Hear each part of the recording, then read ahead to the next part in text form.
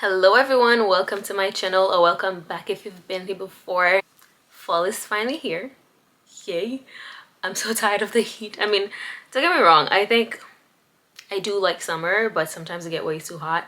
But one of my favorite things about fall is the fact that I get to wear most of my perfumes again, because I think I gravitate more towards warm and spicy fragrances.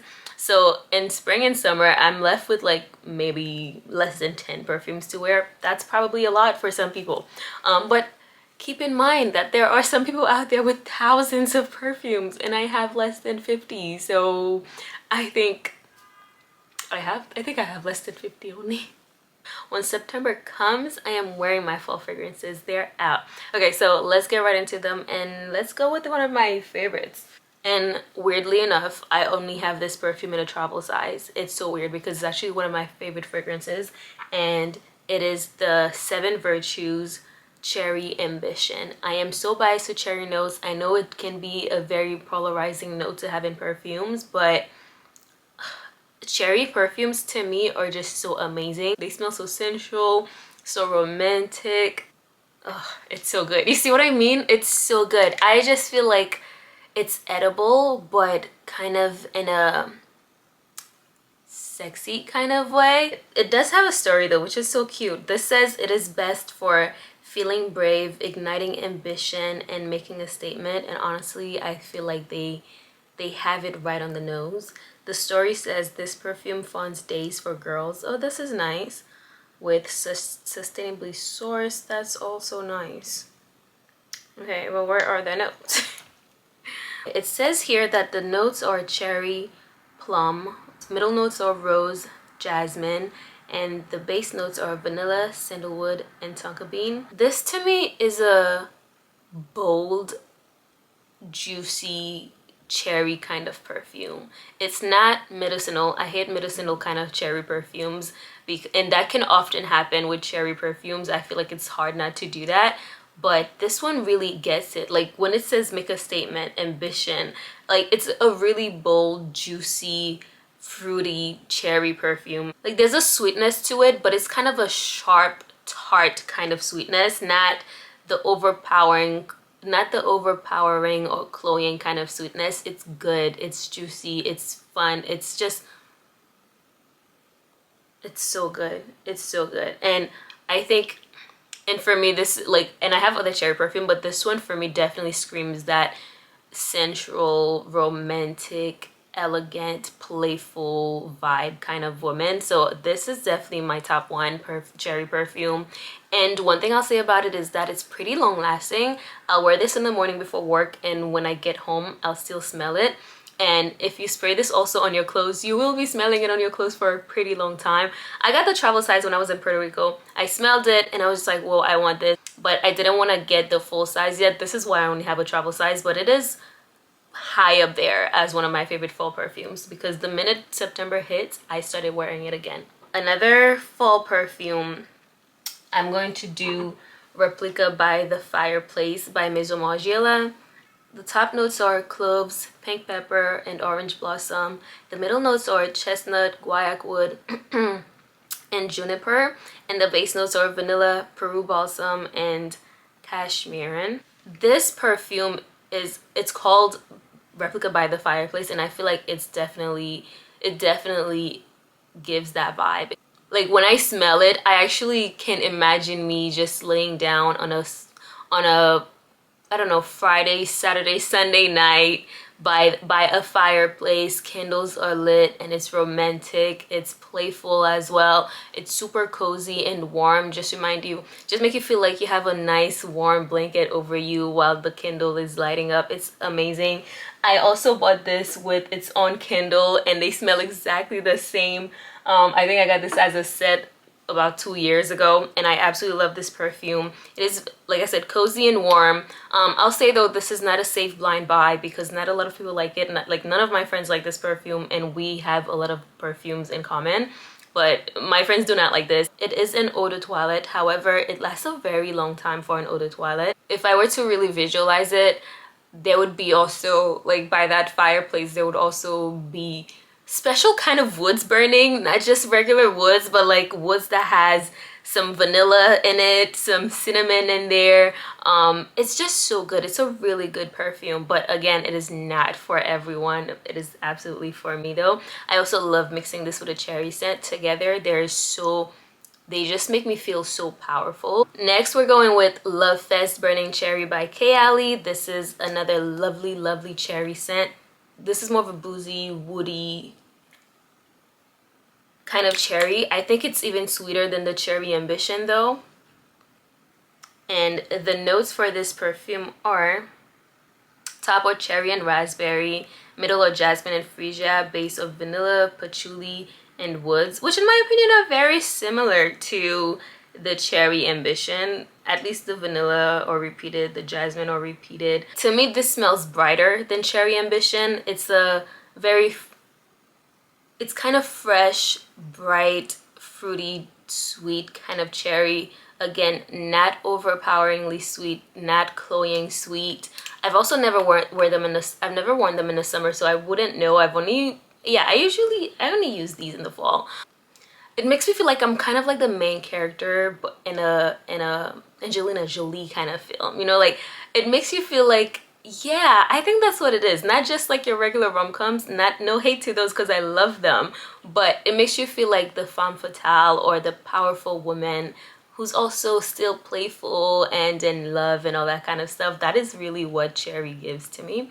Next perfume. Next, we're going with Nabraz by Latafa. This would be around $30 on Amazon, I think. The notes for this perfume are red berries and mandarin orange. The middle notes are vanilla, cacao, and rose. Base notes are sugar, tonka bean, amber, and musk. This is a very delicious scent to me. It's often compared to Billie Eilish, but I can see it, but at the same time, I think this one is more of a complete scent and I feel like Billie Eilish is missing something. This to me is a fruity vanilla, not just a regular vanilla. It's a fruity, sweet, juicy vanilla kind of perfume, and I think that's because of the berries notes. I think it said it had some berries. The red berries, definitely. The opening is just so fruity, so sweet, yet vanilla. Like it's a really nice mix, I would say. Like those notes blend very well together. It is also kind of a soft powdery vanilla that's there. It is a unisex perfume, which I think the packaging screams unisex in my opinion. It screams unisex, but it also screams power and elegance, which I guess the masculine and feminine can be, so that makes sense. But I absolutely love this perfume. I love to wear it in the fall. It's a perfume that you can layer with other perfumes, but it also stands very well by itself. I would say on me there's not much long lasting, but on my partner I will smell him like after work and he's been wearing it for hours and I can still smell it on him. But I feel like that's the thing with perfumes that are unisex or catered to the male audience. I think for some reason they just smell stronger. They have a long lasting, or maybe it's his body chemistry, maybe it's men's body chemistry that also make these perfumes smell, because I just feel like on men I can always smell men's perfume. I don't know if it's just the men. I don't know if it's just male's chemistry in general, but whatever. Really love to wear this one in the fall. Moving on. Another favorite of mine is Burberry Goddess. This is one of my favorite perfumes. It is elegant, very feminine, grown woman. It is a vanilla, but it's more of a floral vanilla. I think the top notes are vanilla, lavender, and ginger, and some cacao in there. So when you open it, there is kind of like, yeah, there's like a sharp freshness to this, and it is definitely floral, and the lavender is very strong there. I had a lavender vanilla Kindle, and this often reminds me of that. So don't expect for just sweet vanilla. It's kind of more of a floral vanilla. There's a sweetness to it, but it's not a lot there, if that makes sense. I hope I'm explaining these right.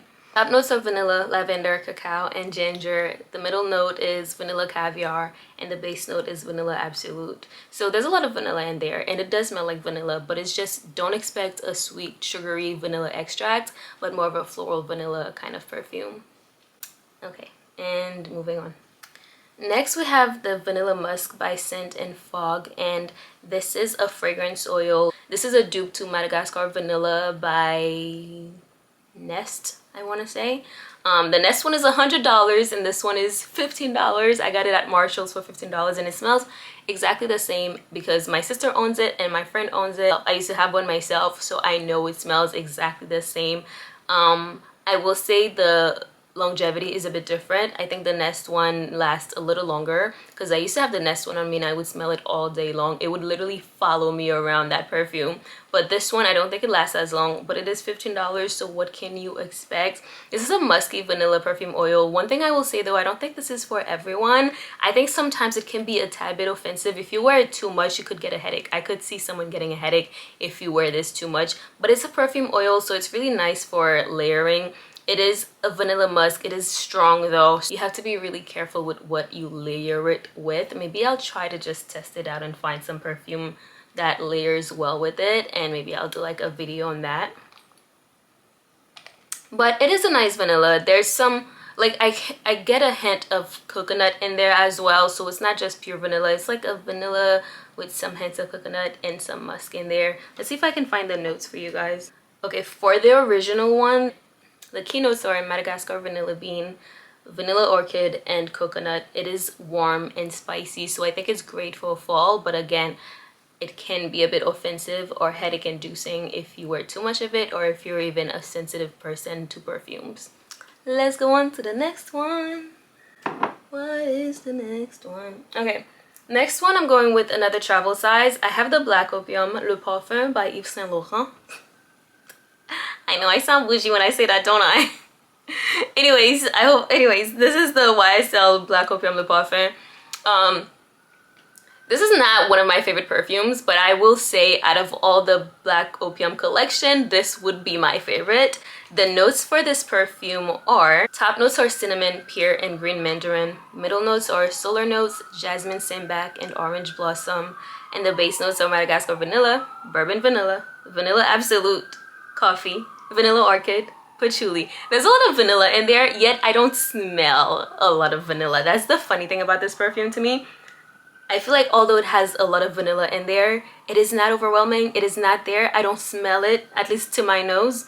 I will say there's kind of like a bitterness to it. It is warm and spicy, so I think it's good for fall. Maybe if you layer it with some other vanilla fragrance oils, maybe you get more of that vanilla, but in the perfume itself, I don't get the vanilla. I don't think also this is a safe blind buy because it smells a bit strong and bitter. And for me, I would say, especially since it says coffee, I don't tend to like anything coffee. I've never thought about coffee notes per se, but I don't like the smell of coffee, the taste of coffee, the whatever of coffee. Like, I just don't like having coffee around. So if coffee is a keynote in this, this is a fruity vanilla perfume, but it's not, I don't think it'll be pleasant to everyone. I think that's what I would say. I could see this going well also for like night. Maybe it's because of the bottle. It does give like, you know, like night evening wear. I think in moderation it can be good. I think in layering it could be good. Again, it's not awful, but it's not pure vanilla. There's like a bitterness to it. I'm still going to continue wearing it because I don't think it's a terrible perfume. I'm just saying it's not one of my favorites. This was also a gift. Another perfume I really like wearing around the fall is number 40 by Sol de Janeiro. This has black amber plum and vanilla woods. So this is a vanilla scent. It is woody. It is kind of fruity with the black amber plum. I really like mixing this with other scents. I think this can also be an all year long kind of perfume. But I think there's a warmth to it that makes me like wearing it around the fall time. So this is also a good one, and it's also super inexpensive. And that's all for today's video. I hope you guys enjoy this video. If you did, please like, comment, subscribe. I hope you guys enjoy, and I hope you're having a great day or night, whatever it is you're having, and I'll see you another time. Bye.